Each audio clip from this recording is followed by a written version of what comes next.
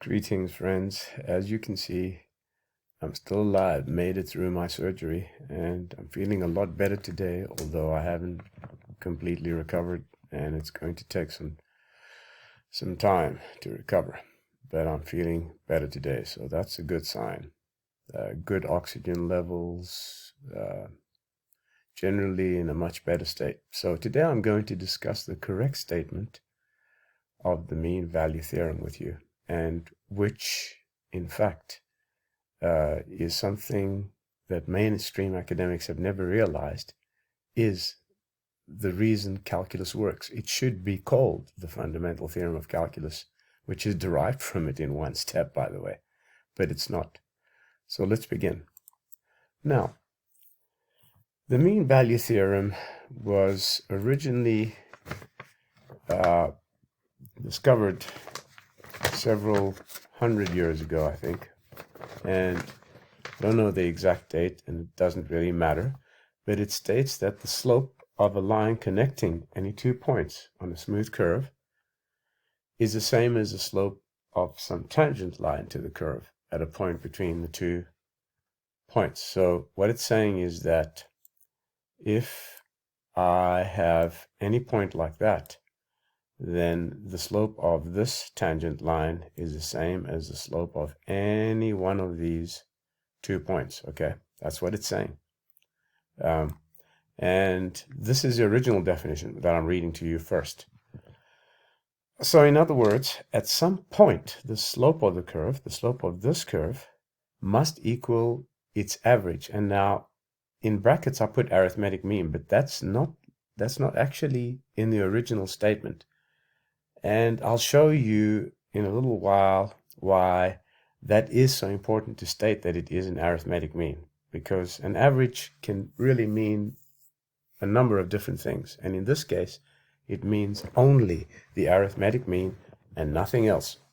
So in symbols, if the function f of x represents this curve, this blue function, then A and B are the two endpoints, A and B, and see the point between them, then this is true, in which this f prime of c represents the slope of the tangent line at c as given by the derivative. Okay?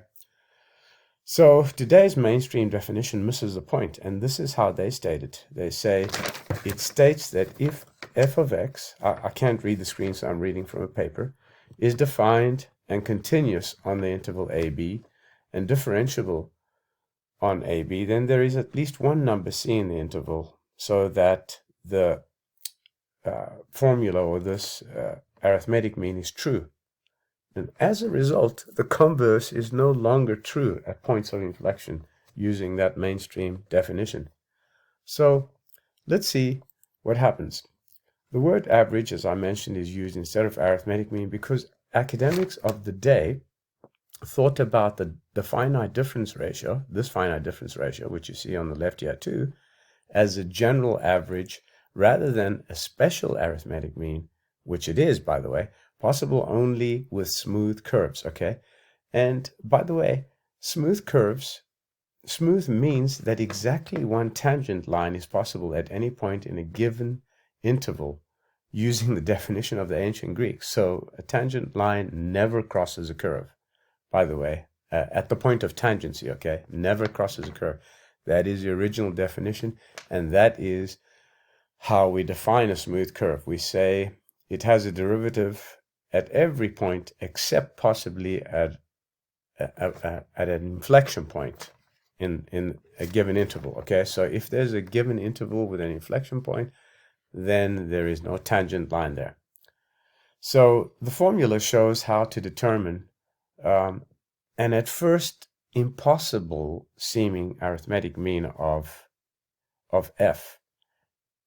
Now I put f prime here because f prime is the arithmetic mean, okay, in a fixed number of steps. By the way, I say a fixed, not finite or infinite, because when you have number, it doesn't make sense to put finite or infinite in front of the number. A number is well defined in a fixed number of steps. So you cannot say a finite number. It makes no sense. And a lot of stupid mainstream academics say that.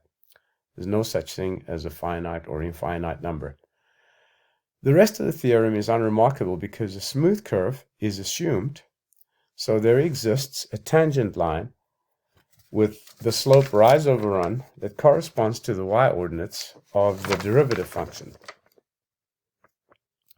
It follows that one or more of these will be an arithmetic mean. The modern version negates the converse of the theorem, which is in contradiction to the fundamental theorem that is derived exactly from it in one step. That is, an average is possible at every point in f where the fundamental theorem is concerned, but this is not the case with its parent, which is the mean value theorem. Isn't that amazing?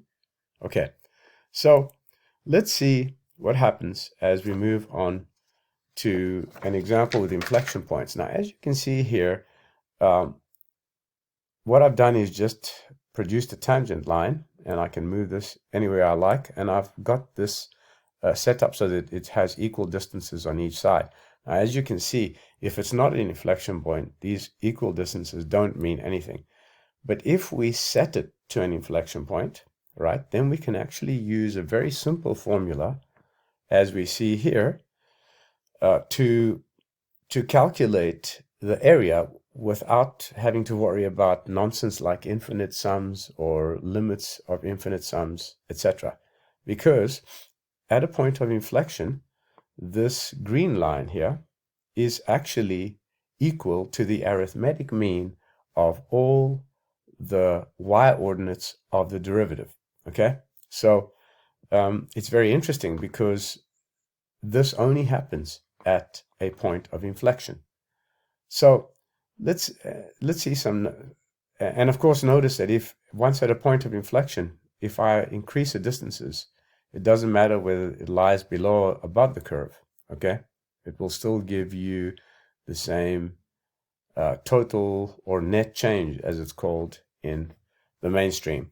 So the mean value theorem converse does not apply to inflection points according to the modern definition, and yet the y-ordinate at any inflection point has special properties, as I've just shown you.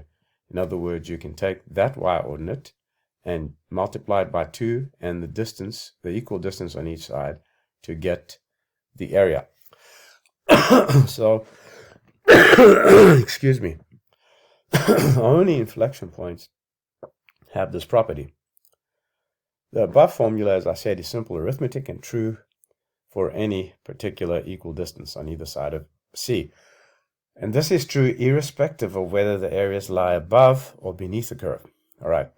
I was the first mathematician ever to define area generally as a product of two arithmetic means, because that's what area is. And incidentally, volume is the product of three arithmetic means, which is a general definition for volume. So what I've shown you here now is something that was realized a long time ago while I was studying calculus, and eventually I realized the theorem of the special properties of the inflection point in the new calculus, okay, because I would never have realized this from the mainstream calculus, which doesn't state that area is defined as a product of arithmetic means, but rather as the limit of infinitely many triangles, which is a load of garbage.